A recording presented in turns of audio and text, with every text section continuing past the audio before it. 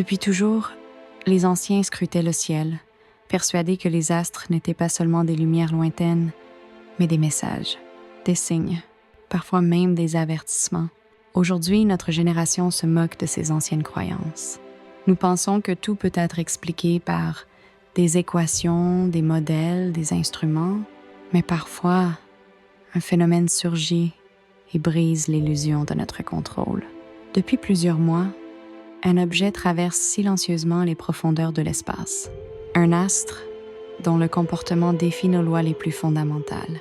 Une comète qui semble ne pas suivre les règles du cosmos, mais une intention. Les Écritures parlent d'un moment où les puissances des cieux seront ébranlées. Elles annoncent que des signes apparaîtront dans le soleil, la lune et les étoiles, et que les nations seront frappées de perplexité devant ce qui arrive dans le ciel.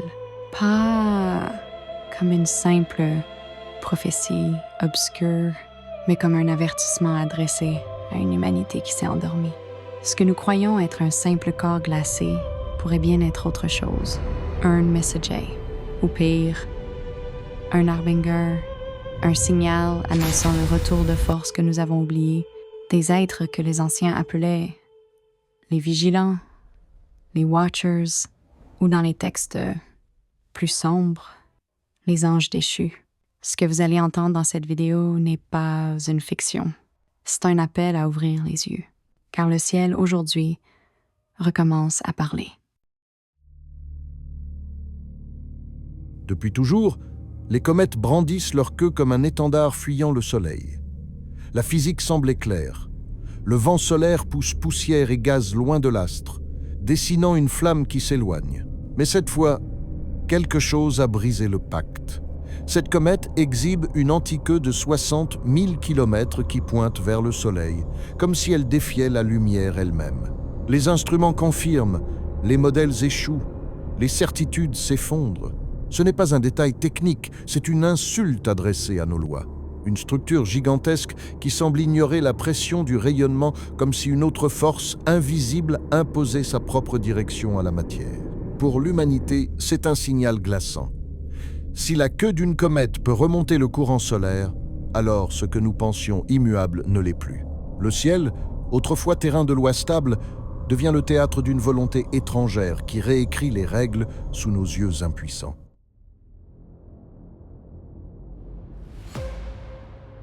Tout ce qui bouge dans le cosmos répond à la gravité. C'était notre refuge, notre certitude. Mais la trajectoire de cette comète trahit une autre histoire. Sa vitesse ne suit pas seulement la courbe attendue. Elle présente une accélération subtile, continue, qui ne s'explique ni par la gravité, ni par un dégazage aléatoire. C'est comme si une main invisible la poussait, réglant sa course avec une précision inquiétante. Pour l'humanité, cela ressemble à un geste intentionnel. Un objet qui ajuste sa route, corrige sa vitesse, comme un vaisseau plutôt qu'un débris errant. Cette accélération non gravitationnelle transforme une curiosité astronomique en événement apocalyptique pour notre imaginaire. Si quelque chose, là, dehors, maîtrise la propulsion à l'échelle cométaire, alors nos fusées, nos satellites, nos rêves de conquête spatiale ne sont que des jouets. Cette comète n'annonce peu être pas la fin du monde. Mais elle signe la fin d'un monde. Celui où nous pensions être les seuls à savoir nous déplacer avec intention dans le vide.